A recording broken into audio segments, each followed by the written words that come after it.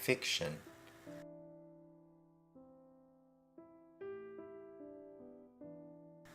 The man who took my heart to heaven but left his heart on earth. March 9, 2018. Ha! Putang ina. Na-fall ako sa isang malaking joke.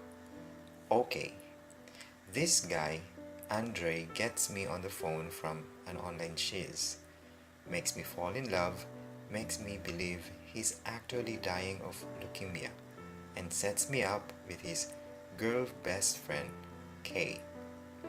I talked to Andre on January 31st, dinner time at Nina's room.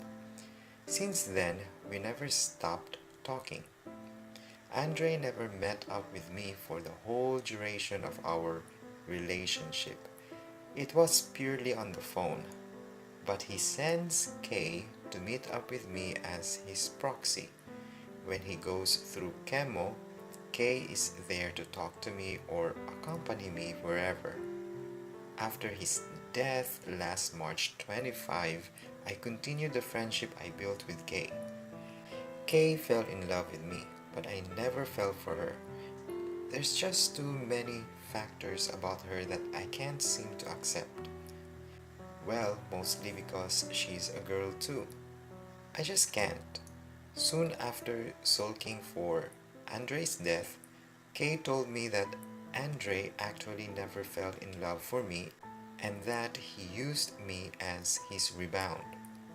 Fast forward to May 10, midnight. I scrolled through Kay's phone because I've been itching to have answers to questions that Andre may have left behind regarding his rebound issue.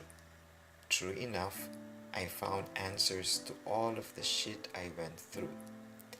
Kay is actually Andre. That's why Andre never met up with me. That's why every time I'm with Kay, Andre doesn't talk to me. He says he's undergoing chemo. That's why all the stuff I thought he made for me was done by Kay.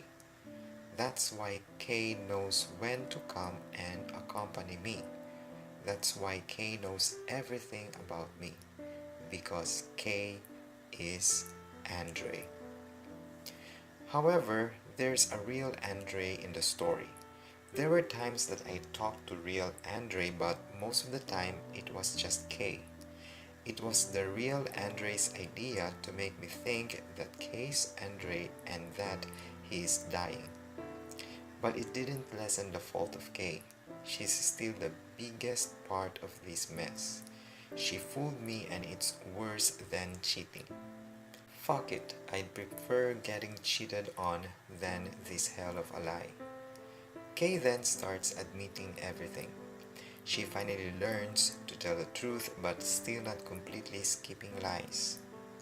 Meanwhile, I calm myself down, tried so hard to push her away so I could keep my cool until I've forgiven both myself and Kay.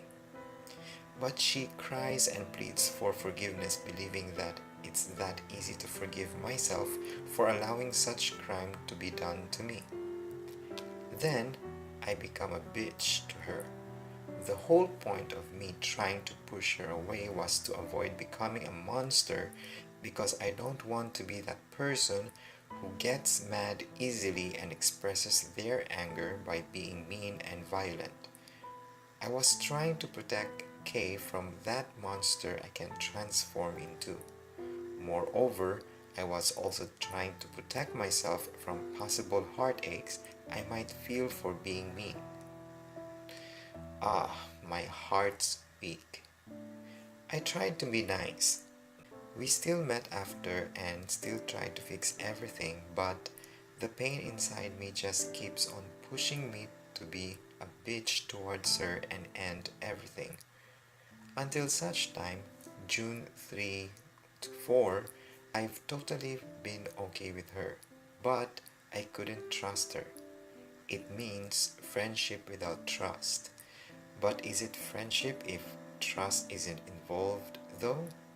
She still looks for people to mingle with, to flirt with, still talks to her ex, Oh, I don't know, maybe still trying to win her back, even after she confessed her love for me. And that is exactly why I can't trust her ever again. She stole someone else's identity, she made me her rebound, and she fooled me that she loves me. I mean, why? I hate being lied to because I don't lie. I don't deserve any of the shit she did to me. I don't remember fooling those people I fuck. They fooled me, but I wouldn't give a damn because I don't care about them. But this Kay, she builds a happy friendship with me, but all with a backbone of lies. Why? I don't care being used by temporary people, but when you give me reasons to cherish the friendship we have, then there's no going back after stepping on my ego.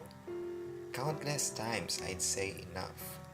Countless times I'd say I shouldn't be involved in shit like this because countless times I'd believe that my value isn't for foolishness and that me being serious in a relationship is so seldom that when I'm serious, I must not be played with. I felt so stupid after being played with. Writing this makes my head hurt. Had I known that Kay would be this persistent, I could have blocked her all the way. But again, stupid of me to give her another chance. Stupid of me to let a 19-year-old meddle with my life of happiness despite struggles, because I am a big ball of happiness and she infected me with a tiny colony of her desolation. It continues to affect me this much because I keep thinking about how awfully wasted my concern towards her. Jolly Kid, 2018, MC.